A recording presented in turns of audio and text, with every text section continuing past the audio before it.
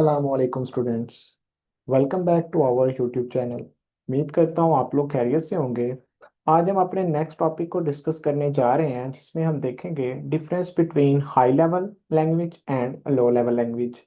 ये टॉपिक हमने अपने फर्स्ट लेक्चर में भी डिस्कस किया था, जिसमें हमने देखा था टाइप्स ऑफ प्रोग्रामिंग लैंग्वेजेस। तो आज हम इसके डिफरेंस को जो है वो देखने जा रहे हैं। सबसे पहला डिफरेंस जो है वो है high level language are easy to learn and low level language are difficult to learn. इसका मतलब ये है कि हाई लेवल लैंग्वेज जो है वो सीखना जो है वो आसान है। क्यों आसान है? क्योंकि हाई लेवल लैंग्वेज जो है वो इंसानों के करीब होती है, और जो लो लेवल लैंग्वेज है उसको सीखना जो है वो मुश्किल क्यों है? क्योंकि ये कंप्यूटर के हार्डवेयर के नज़दीक होती है, एक बात। दूसरी बात यह है कि हाई लेवल लैंग्वेज जो है वो इंग्लिश के वर्ड्स की तरह होती है, लेकिन जो लो लेवल लैंग्वेज है वो आपके पास 0101 की फॉर्म में होती है, इसीलिए इसको सीखना जो है वो थोड़ा सा मुश्किल होता है।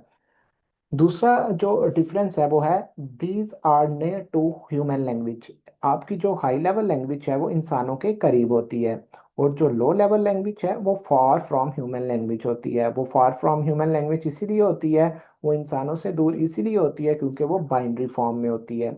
उसके बाद program in high level language are slow in execution. जो आपकी हाई लेवल लैंग्वेज होती है वो स्लो एग्जीक्यूशन होती है। स्लो एग्जीक्यूशन क्यों होती है? क्योंकि जब आपको इंस्ट्रक्शन इंग्लिश की फॉर्म में अपने कंप्यूटर को देते हैं, तो आपका कंप्यूटर पहले उन इंस्ट्रक्शंस को 0101 की फॉर्म में कन्वर्ट करता है, देन वापस फिर उनको हाई लेवल लैंग्वेज में कन्वर्ट करता है। तो इसीलिए उसको एग्जीक्यूट करना, उसको चलाना जो है वो थोड़ा सा मुश्किल होता है, थोड़ा सा स्लो होता है। उसके बाद जो प्रोग्रामिंग लो लेवल लैंग्वेज है वो फास्ट इन एग्जीक्यूशन है। वो फास्ट इन एग्जीक्यूशन इसीलिए है क्योंकि वो बाइनरी फॉर्म में होता है, 0101 की फॉर्म में जो है वो होता है। उसके बाद जो फोर्थ वाला पॉइंट है वो है program in high level language are easy to modify. आपको पता ही है कि हाई लेवल लैंग्वेज जो है वो इंग्लिश की फॉर्म में होती है, तो इसीलिए उसको मॉडिफाई करना, उसको चेंज करना थोड़ा सा आसान होता है। लेकिन जो प्रोग्राम इन लो लेवल लैंग्वेज है उसको मॉडिफाई करना ज़रा डिफिकल्ट होता है। क्यों? क्योंकि वो जो है वो आपके पास बाइनरी फॉर्म में मौजूद होती है।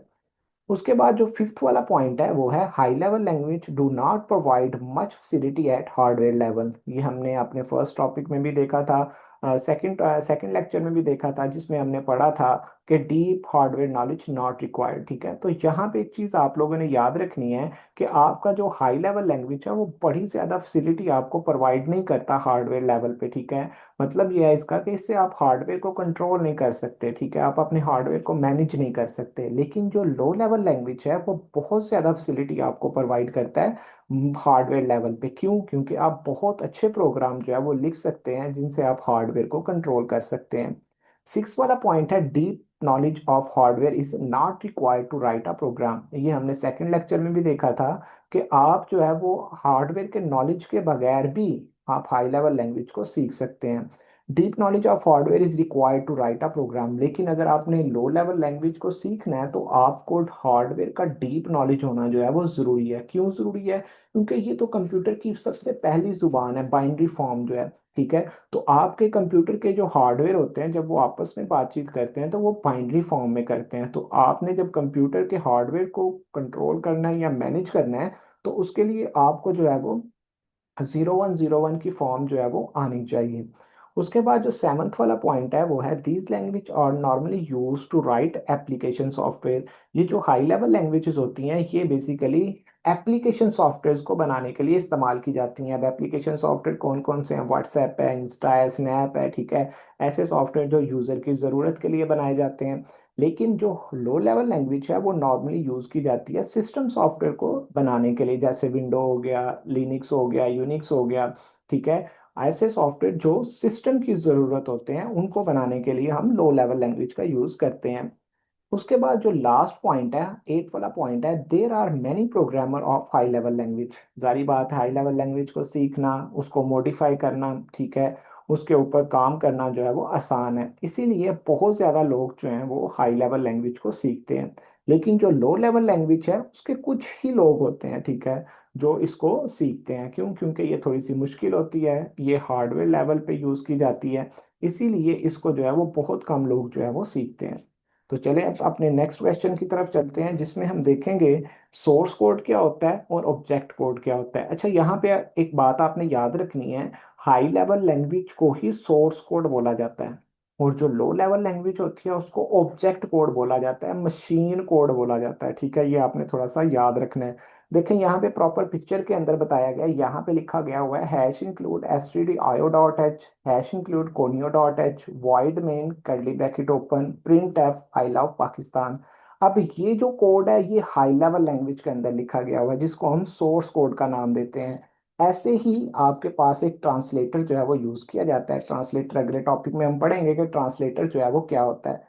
उसको कन्वर्ट करता है किसमें, ऑब्जेक्ट कोड में, जिसको हम मशीन कोड या बाइनरी फॉर्म का नाम देते हैं। ठीक है, 010101, I don't understand this code. ठीक है, हम इस जो ये जो 0101 लिखा हुआ है इसको समझ नहीं सकते, लेकिन हम देखें, हम सोर्स कोड को, मैंने ये सारा hash include S T D I O dot H, hash include conio dot H, ये सारा मैंने पढ़ा है। ठीक है, लेकिन ये जो ऑब्जेक्ट कोड है ये पढ़ा नहीं जा रहा, इसको सिर्फ और सिर्फ आपका कंप्यूटर अंडरस्टैंड कर सकता है। और ये जो सोर्स कोड है ये इंसान जो है इसको बड़ी आसानी से पढ़ सकते हैं। तो चले इसकी डेफिनेशन देखते हैं, इसके डिफरेंस देखते हैं, दोनों में क्या फर्क है। तो सबसे पहली जो लाइन है, हाई लेवल लैंग्वेज इंस्ट्रक्शंस। ठीक है, आपका जो सोर्स कोड होता है वो हाई लेवल लैंग्वेज ही कहलाता है। ठीक है, इसको हम सोर्स प्रोग्राम का नाम भी देते हैं। आपका जो कंप्यूटर होता है वो अंडरस्टैंड नहीं करता सोर्स कोड को, क्यों? क्योंकि वो इंग्लिश की फॉर्म में होता है और can not be execute bye computer directly. और आपका कंप्यूटर कभी भी जो हाई लेवल लैंग्वेज है उसको डायरेक्टली एग्जीक्यूट नहीं करता। उसके बाद need to be converted in object code, अगर उसने सोर्स कोड को एग्जीक्यूट करना है तो उसको पहले उसको किस में कन्वर्ट करना पड़ेगा, ऑब्जेक्ट कोड में कन्वर्ट करना पड़ेगा। ठीक है, तो अब देखते हैं ऑब्जेक्ट कोड क्या होता है। ऑब्जेक्ट कोड को हम मशीन लैंग्वेज इंस्ट्रक्शंस का नाम देते हैं। ठीक है, ये मशीन लैंग्वेज होता है, मशीन की हदायत होती हैं ये। इसको हम ऑब्जेक्ट प्रोग्राम भी कह सकते हैं, इसको हम मशीन कोड भी कह सकते हैं। और लास्ट पॉइंट और सबसे मेन है, आपका कंप्यूटर जो है वो अंडरस्टैंड करता है डायरेक्टली ऑब्जेक्ट कोड को। ठीक है बेटे, आज के लेक्चर में, आज जो हमने दो टॉपिक डिस्कस किए हैं उसमें हमने difference between high level language and low level language discuss किया है। और उसके बाद दो शॉर्ट क्वेश्चन, सोर्स कोड क्या होता है, ऑब्जेक्ट कोड क्या होता है, उनको हमने डिस्कस किया है। तो अगर आपको किसी चीज़ की समझ नहीं आई तो आप कमेंट बॉक्स में मेरे से पूछ सकते हैं। और लास्ट चीज़ सबसे मेन और इम्पॉर्टेंट, चैनल को सब्सक्राइब करें, वीडियो को अपने फ्रेंड्स के साथ शेयर करें और लाइक करें। Thank you so much. Allah हाफिज़।